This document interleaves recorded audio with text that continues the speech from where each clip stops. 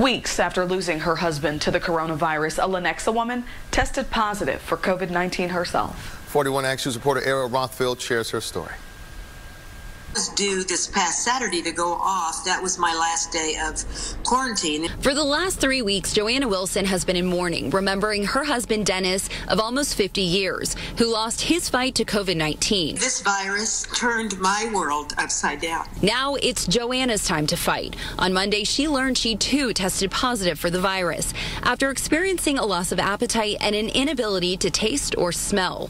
I called the Johnson County Health Department and reminded them that I'd lost my husband to it, that I had been a caretaker and been around him a lot. And then I talked about the symptoms that I had. The response was that no, that doesn't fall under the criteria for being tested. An answer Joanna has heard before.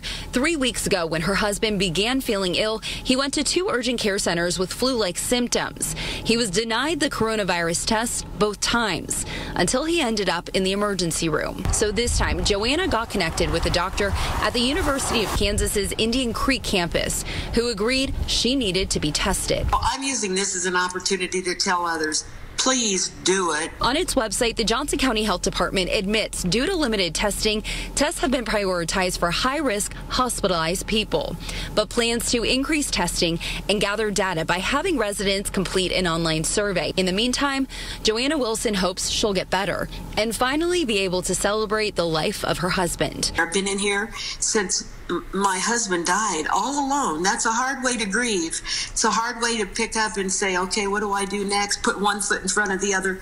All of that. It's very hard to do.